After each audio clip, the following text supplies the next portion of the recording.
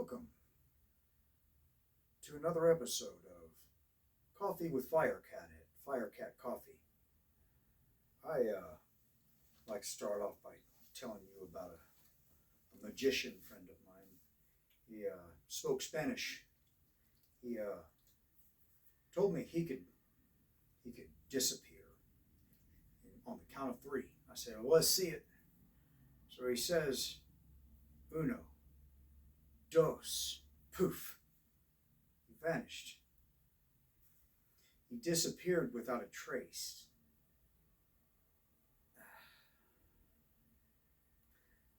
At any rate, I'd like to talk really quickly, just talk about being grateful to inanimate objects, or animate objects if you move them around. Really, anything can be animate if you move it. I just animated this candy cane. I had, when I was before I ran for mayor, for then I had lost everything important. I had lost a lot of big important portions of my life. And all I had was the job I had become famous for, Village Inn, but even the place we had to live, we lost that too. And in that time, I had, I guess I'd say I'd gotten a little upset, depressed, loss of everything, including someone very important to me. It took its toll for a bit. I had to climb back out of that. And in that, we had stored for a friend of ours a wrecked Mitsubishi Eclipse, 2001. She no longer could really deal with, like, the mechanic work on it was going to be incredibly involved, and so she couldn't take it back with her. And she left it in our yard, really, in the new place we were living at. And I wanted to. I said to her, I'll offer her $500 for it, and I paid her $500 for it. I began to rebuild the damage to it. It had been flipped, and it looked pretty god awful. And a lot of it's a superficial damage. The engine itself was good, but I had to do a little here's and there's to get her mobile again. And when I did, the car took me through over a decade, and that car took me through adventures, through all sorts of portions of my life while I was coming up. I brought the car back to life, and in turn, it gave me the things I needed to get myself together.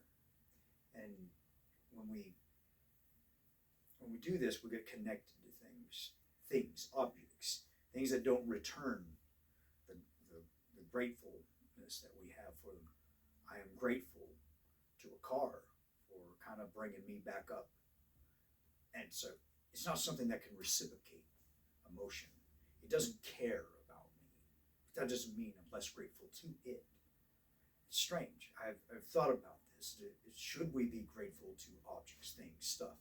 I think even if we're not notably being returned in our affection that we give a thing, and our appreciation that we give a thing, it doesn't make us appreciate it less. Maybe it's a human thing where we feel connections, and we forget there's a fallacy involved in it, where we treat objects like people, like things.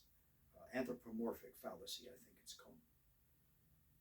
But still, I'm grateful to the, oddly enough, a Mitsubishi that saw me through a harder time and saw me through coming back from it, all the way until it finally died. Transmission went bad. I even replaced the engine, and then the transmission gave out. And I said, it's time to let her go. And that was hard. I didn't want to. But this is sort of a thing that objects have an emotional impact on oneself. That's odd, isn't it? Connection that we feel for things that are not connected to us. Well, at any rate, I appreciate you joining me today, and I will spare you a farewell joke, I think. this time. Until next time, thank you for joining us here at Firecat Coffee. I look forward to seeing you again.